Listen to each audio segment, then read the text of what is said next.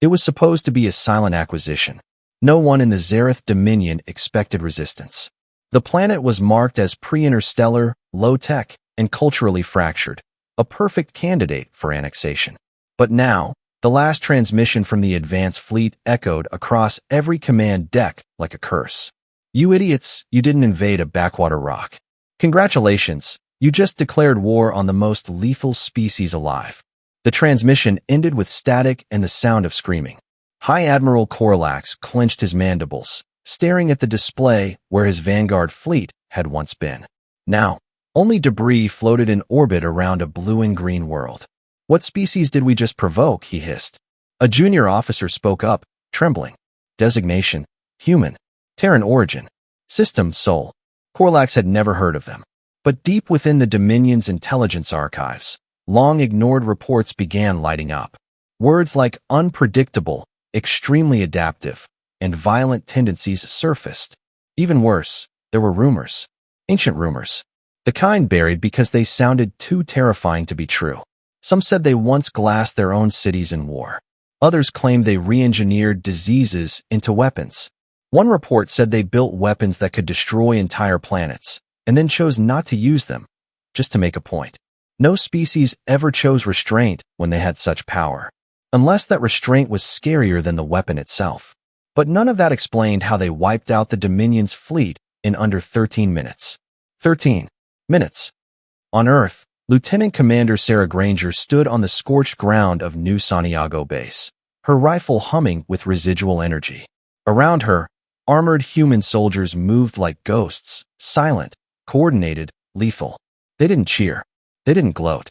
They simply confirmed the kill count, secured the wreckage, and awaited further orders. A child ran up to her, dirt-smeared, wide-eyed. "Are they gone?" Sarah nodded. "For now, but more are coming." The child looked up at the sky. "Will we stop them too?" She placed a gloved hand on his shoulder.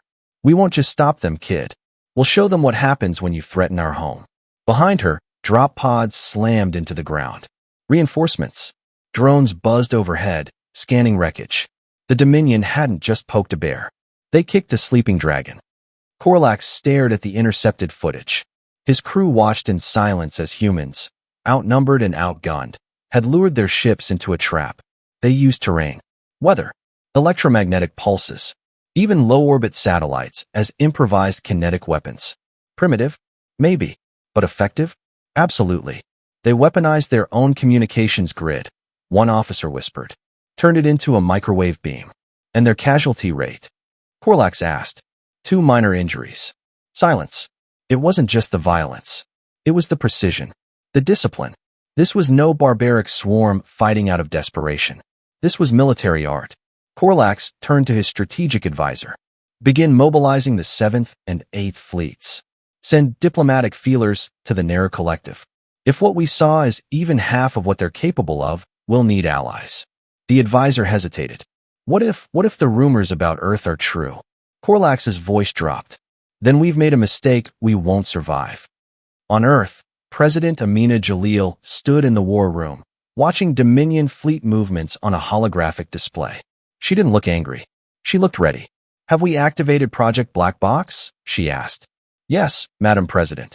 All contingencies prepared. Strategic Command has elevated humanity to Threat Response Tier 1. What about the message?" Admiral Ortega stepped forward. "We've prepared a transmission. It'll go out on all frequencies." Amina nodded. "Play it." The room fell silent as the screen lit up with a stark message. "To the Zareth Dominion, your forces attacked without warning. You killed civilians. You targeted our children. You may have expected silence in return. Instead, you earned our attention. You wanted war. Now you have one. And you'll learn something very important." The screen flickered, and the camera pulled back to show the president, flanked by armed guards. "Humanity is not prey. We are the apex. And we don't lose." The transmission ended. Deep in the heart of the Zareth Dominion, empires that once scoffed at Earth began issuing alerts. The word human was no longer ignored in intelligence files. It became top priority. The last commander who underestimated them was now a pile of ash. But the real terror wasn't what the humans had done. It was that they'd only just begun. The skies above Zareth Prime were usually calm, filled with elegant cruisers and ceremonial patrols. Today, they buzzed with warships. Entire fleets were being pulled from border posts and royal escorts. The Dominion had never faced such a full-scale mobilization in centuries. And yet, an air of unease filled the War Council chamber. High Admiral Corlax's voice echoed through the room. "We have underestimated the Terrans. This will not happen again." The gathered commanders, each from a different sector of the vast Zareth Dominion, exchanged glances. They'd heard the broadcast. They'd seen the human president's eyes, calm, cold, and unshaken. Counselor Vesh, an older warlord with 6 centuries of service, leaned forward. "What do we actually know about them?" Corlax replied, "That they learn fast, that they fight smarter, not just harder, and that they don't bluff." An intelligence officer approached, hesitant. "We've begun analyzing human military history." He activated the central holo projector. A timeline appeared. Wars, rebellions, catastrophes, and each time, the same pattern: destruction, then rebuilding. Evolution through chaos. These are not creatures of peace. They've honed themselves through conflict. The holo projector zoomed in on the 21st century. A single quote highlighted itself, spoken by a human general centuries ago. "If you want peace, prepare for war." In orbit above Earth, the United Terran Defense Fleet shimmered in low orbit. They weren't the biggest ships in the galaxy, but every inch of their hull was designed for function, not intimidation. Still, when alien scouts got visual confirmation, one thing became clear. These were not ceremonial fleets. These were hunters. On board the flagship Vigilant Resolve, Sarah Granger stood with Admiral Ortega, watching the stars. Around them, captains prepared jump routes. Engineers calibrated defense grids. How many fleets did they mobilize? Sarah asked. 8, last we intercepted. Possibly 10 by now. And us. 4 full battle groups. Plus Black Ops. And the Archangel Protocol. Sarah's eyes narrowed. "We're using Archangel?" Ortega nodded. "We warned them." Sarah looked down at Earth's surface, glowing with city lights. Her voice dropped. "They killed our people. They thought they were teaching us a lesson." She turned. "Now we'll teach them what happens when you back us into a corner." The Zareth Dominion's first counteroffensive was launched near the Terran colony of Vega 9, a small settlement in the frontier systems. Lightly populated, lightly defended, the Dominion expected an easy strike. What they got instead was a massacre. Human stealth drones, cloaked in asteroid belts, had tracked every Dominion cruiser entering the system. The moment the attack began, human long-range artillery, stationed beneath the colony's surface, unleashed a barrage of hyperkinetic rounds. By the time the humans themselves appeared, the Dominion ships were already crippled. And then came the infantry. Not just soldiers, specialists, exosuits, kinetic blades, pulse shields. Not a single retreat. Not a single hesitation. The Dominion troops, larger, more physically imposing, watched in horror as human squads closed the distance with surgical precision. Not mindless rage, but cold execution. One Zareth commander managed to escape. His report was only one sentence. "They smiled while they killed us." Back at Dominion High Command, a shift in tone spread through the ranks. Fear, not panic, but a calculated awareness that the war they'd expected had changed shape. These humans didn't just retaliate. They hunted. In every war game simulation, the same pattern repeated. The humans lost the first few moves, then adapted, evolved, and turned the tide. Like viruses, one Dominion general whispered. But viruses didn't use strategy. Viruses didn't show mercy to civilians while executing generals. And viruses didn't send messages. Because that's what humans did next. A sleek Terran probe appeared over Zareth space, broadcasting a live message on open channels. Sarah Granger's voice played across their entire communication net. To the commanders of the Dominion, you thought you could strike us down without resistance. You believed our silence would be fear. You were wrong. You've awakened a species that trained for centuries to survive itself. You've met soldiers who grew up in the shadow of extinction. The video showed images, Earth's nuclear scars, collapsed cities, then rebuilt megastructures. Floods, fires, wars, and always survival. Now, you face the result of that evolution. If you value your people, stop. If not, well. The message ended with the words displayed in white letters against a black background. We've only just started. 1 week later, the Dominion's ninth fleet disappeared. No debris, no transmissions, nothing. The only clue was a Terran sensor drone broadcasting a single phrase in Zareth script. "We are already behind you." The Dominion had always considered themselves masters of war. For 10,000 years, they'd conquered, absorbed, or annihilated anything that challenged their rule. But never in that long reign had they faced an enemy like humanity, an enemy who didn't just resist, an enemy who learned. In the war chamber of the Imperial Citadel on Zareth Prime, High Admiral Corlax stood before a rapidly updating star map. Red markers, human fleets, were appearing deeper and deeper within Dominion space. He slammed a clawed fist against the console. "How are they moving so fast? Our jump gates are locked. Our corridors monitored." A technician looked up, terrified. "They're not using gates, Admiral. They've built their own corridors. Hidden ones. They tunneled through slip space without detection. Worse," the technician whispered. "They folded it around themselves." Corlax turned away, jaw clenched. Humanity wasn't advancing. They were infiltrating. Their war was not conquest. It was precision extermination. And now it was spreading. On board the human dreadnought Revenant, Captain Elijah Voss stood before his crew. His cybernetic eye displayed the next target, a Dominion weapons depot orbiting a moon in the Lyric sector. "You know the drill," he said, voice calm. "Get in, cripple their logistics, and vanish before they can breathe." His soldiers nodded. Not a single one looked nervous. These weren't ordinary soldiers. They were Reapers, an elite unit pulled from every branch of Terran Special Forces. Their motto wasn't written on banners or painted on ships. It was whispered in every corner of the galaxy now. "We end what others fear to begin." Elijah pulled his sidearm, checked it, then holstered it. "Let's remind them why they should have left Earth alone." The dropships launched in silence. The Dominion weapons depot never stood a chance. Reapers breached hulls using soundless cutters. Artificial gravity was hacked and turned against the crew. Dominion soldiers were found crushed against ceilings, spinning helplessly as human squads moved like shadows through the corridors. One technician survived, barely. They didn't even kill him. They left him in the command room, shivering, staring at the wall where 3 words had been burned into the alloy with plasma fire. "We are watching." He told his superiors everything. That was the point. Back on Earth, President Jalil sat at a round table with top Terran Alliance leaders. Holograms hovered above the table, maps, targets, intercepted communications. "Status of diplomatic channels?" she asked. Aide Tomwell responded quickly. "Most major neutral factions are staying out of it. But the Arkan Trade Guild has expressed interest in supporting us. Silently, of course.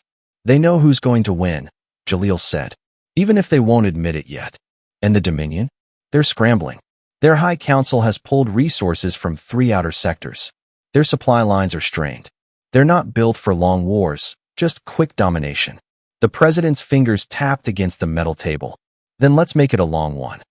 In the outer reaches of Dominion space, a refugee convoy drifted silently. Civilians, farmers, engineers. Dozens of species under the Dominion's rule were fleeing in secret, terrified by what they'd seen. Terran attacks that left only whispers behind. But it wasn't fear of humanity that drove them. It was awe. One elder spoke softly to the others around her. "We've seen what they do to soldiers. But not once have they bombed cities. Not once have they harmed children. They're monsters," another whispered.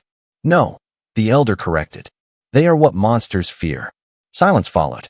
And then one word began spreading among the refugees. A word carried in hushed tones and desperate hopes. "Liberators." Inside the Dominion's high command citadel, the atmosphere was unraveling. Officers argued. Systems failed. Whole regions of space had gone dark. But worst of all were the internal reports. Deserters. Entire colonies pledging neutrality, or worse, support for humanity. Corlax watched a video captured by a surveillance drone. A human soldier, removing his helmet, walking into a village filled with terrified Dominion citizens. No weapon. No words. He simply handed a child a bottle of clean water, then turned and walked away. "Why didn't they kill him?" asked the commander. "Because he didn't come to kill," Corlax growled. "He came to conquer hearts." He turned to his advisor. "We're losing control of the narrative. This isn't just war anymore. The advisor whispered the word with dread. Revolution. Admiral Ortega stood on the bridge of vigilant resolve, arms folded behind his back. Sarah Granger approached with a datapad. Dominion fleet movement near Sector 12. They're regrouping. Let them, Ortega said. Sarah hesitated. Sir, we've never pushed this far, this fast. There's a risk we're thinning ourselves. Ortega smiled, something sharp and cold. You don't get it. Do you, Commander? This isn't about pushing. He turned to the observation window, where Terran ships glided through the stars like silent predators. This is about drawing them in. They've never fought a war where the enemy wants them to strike back.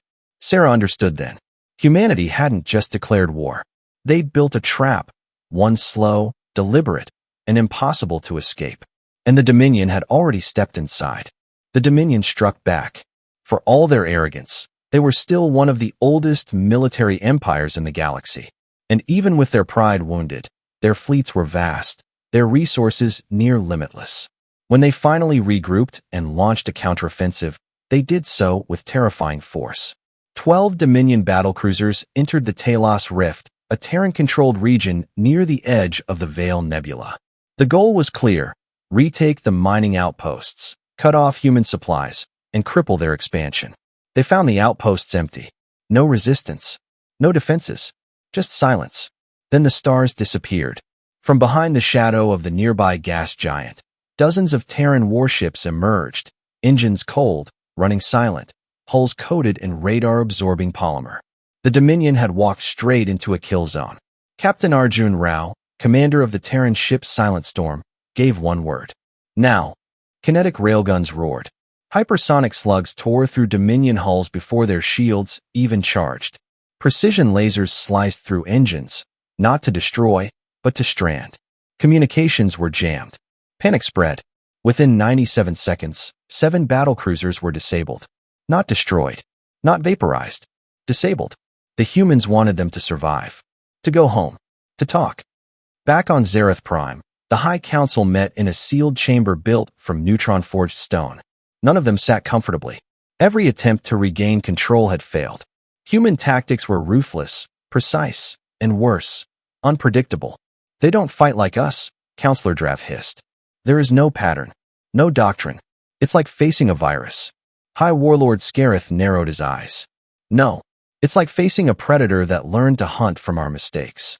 He threw a projection onto the center table, a log recovered from one of the stranded ships in the Talos Rift. The message had been burned into the bridge wall. We could have erased you, but we didn't. Ask yourselves why. The chamber fell silent. Colonies began defecting. First it was just whispers. Then whole Dominion worlds sent encrypted messages to Terran channels, begging for terms. Not surrender. Not resistance. Alliance. Admiral Ortega personally visited 3 of the defecting worlds. No helmet. No guards. He walked into the heart of each government's chamber, listened to their fears, and said only this. We didn't come to rule. We came to end the ones who thought they had the right to. The message spread like wildfire.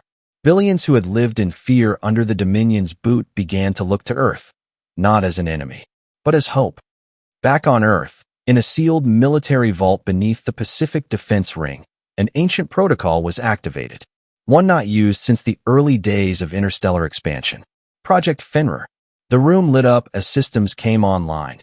AI nodes blinking, engineering platforms folding out, weapons arrays shifting into position. In the center of the room, a single man stood with arms crossed. Colonel Juno Tran. Decorated war hero. Strategist. Monster when necessary. The AI spoke.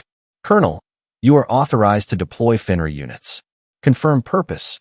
Tran didn't blink. To remind them what happens when Earth stops holding back. Authorization confirmed. 17 deep space hangars opened across the Orion Arm, and from each, something terrible began to wake. In the asteroid fields near the Dominion's industrial core, a scout vessel picked up a strange anomaly. A single object. At first, they thought it was debris, but it moved, slow, deliberate, and directly toward them. It was small, human-made, but heavily shielded. They tried to scan it. The skin bounced back. Then the object transmitted a single message. You took our children. Now you've met our wrath. Before the scout could retreat, the object exploded, not with plasma, not with fire, but with a gravity pulse that tore the surrounding asteroids into shrapnel. The ship was obliterated, and in the debris, human listening posts recorded Dominion chatter. They're not soldiers. They're nightmares. High Admiral Corlax had enough. He ordered the Death Fleet assembled.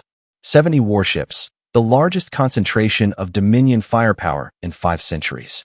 Their target, Epsilon Reticuli, a human colony established only 6 years ago, believed to be lightly defended. He was right. It was barely defended at all, until the skies lit up.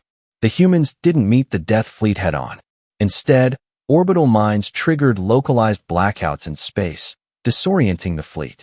Then the Fenrir units arrived, massive automated dreadnoughts with no life signs, controlled by cold logic and rageborn code. Each Fenrir unit was the size of a small moon, and each one had only one directive: eliminate threats with overwhelming force. The battle lasted less than 5 minutes. When it ended, 30 Dominion warships were gone. The rest fled. The colony remained untouched. Survivors of the Death Fleet limped back to Dominion territory, hulls scorched, systems failing, morale shattered.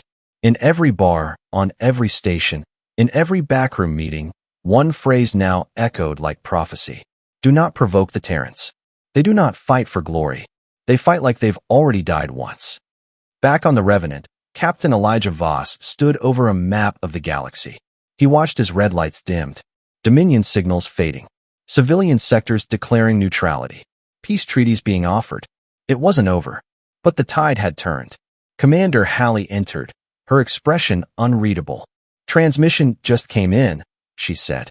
From the Dominion High Council. Elijah raised an eyebrow. What do they want? Halley stared at the message. They want to talk. Elijah nodded slowly. Then they're starting to understand. He turned, eyes sharp. But we're not done until they remember why it's never a good idea to declare war on the most lethal species alive. The Dominion High Council prepared for negotiations with unsteady hands. A meeting was called aboard the neutral station Veltara Accord, a massive ancient construct built before even the Dominion rose to power. It had hosted peace treaties, royal coronations, and even galactic ceasefires. But never had it hosted a delegation so feared. The Terrans arrived in silence.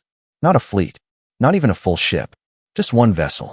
Sleek, black, no insignias, no visible weapons. But every sensor monitoring the docking bay went blind the moment it arrived. When the ramp lowered, 5 humans stepped out. No armor, no weapons, just formal black suits and cold, calculating eyes. The lead diplomat was not a general, not an admiral, but a woman named Mara Vance, Earth's first diplomat born on a battlefield, raised in a war zone, trained in the art of peace by mastering the art of war. She walked into the council chamber without fear, and the room fell silent. Mara didn't sit. She stood at the head of the table and spoke. You asked for peace. We came to listen. Counselor Drav tried to speak, but choked on his words. High Warlord Scareth stood. We miscalculated. Mara didn't smile. You enslaved children, burned colonies, laughed while civilians screamed. Scareth swallowed. Those were not decisions made with full oversight. Mara's gaze didn't soften. Every regime blames its own shadows once the light turns against them. No one moved. No one interrupted. Finally, Counselor Lurik tried a different angle. We are prepared to offer reparations. Technology, systems, trade. Mara raised a single hand. We don't want trade. A pause. We don't want tribute. Longer pause. We want consequence. Across Dominion space, a sweeping movement began. Human intelligence agents had already seeded uprisings. But now, Terran operatives provided resources, weapons, coordination. In less than 2 weeks, 10 outer Dominion worlds declared independence. 3 core systems experienced military mutiny. The Dominion wasn't losing a war. It was losing control of its own soul. On one mining world, slaves tore down statues of Dominion generals and raised the Terran flag, not as a declaration of conquest, but as a warning to tyrants. This is what freedom looks like. Back aboard the Revenant, Captain Elijah Voss read the latest reports. Dominion fleets in disarray. Civil wars igniting. Former enemies now begging for protection from the very humans they once mocked. Commander Halley stood beside him. This doesn't feel like victory, she said quietly. Elijah nodded. It's not. She frowned. Then what is it? He turned the screen off. It's a reminder. She tilted her head. Of what? That we were never the monsters. We just stopped pretending to be polite. The Dominion Council finally gave in. They signed a declaration that stunned the galaxy. Effective immediately, the Dominion was to be dissolved. All occupied systems were free to choose their own paths. War criminals would be handed over to an independent tribunal, headed by Terran representatives and neutral species. The announcement was met with a mix of shock, relief, and something no one had expected. Gratitude. From 100 species once oppressed. From planets that had only known silence and chains. And from scattered rebel cells that now stood under one united banner. Not Earth's, but something older, stronger. Justice. In the weeks that followed, the galaxy changed. The Terrans did not take territory. They did not raise their flag over broken capitals. Instead, they rebuilt what was broken, restored what had been stolen, and walked away from thrones they could have claimed. When asked why, Admiral Ortega gave a simple answer. We never wanted to rule the galaxy. We just wanted it to stop bleeding. Mara Vance walked alone through the remains of a ruined Dominion Academy, now turned into a refugee center. Children played in the courtyards where war once was taught. Elders planted trees where executions had once been held. A Zanari child tugged at her coat. Are you really human? Mara knelt, smiling softly. Why do you ask? The child looked up, wide-eyed. Because they said humans were monsters. Mara's voice was calm. Sometimes. We can be. Then why did you save us? Mara looked past the broken walls to the stars. Because someone had to. In the dark corners of the galaxy, a warning spread. Do not provoke the Terrans. They do not seek war. They end it. Not with mercy, but with finality. And in every shadowed room where power once sat unchallenged, a cold truth lingered. You declared war on the most lethal species alive, and survived only because they let you.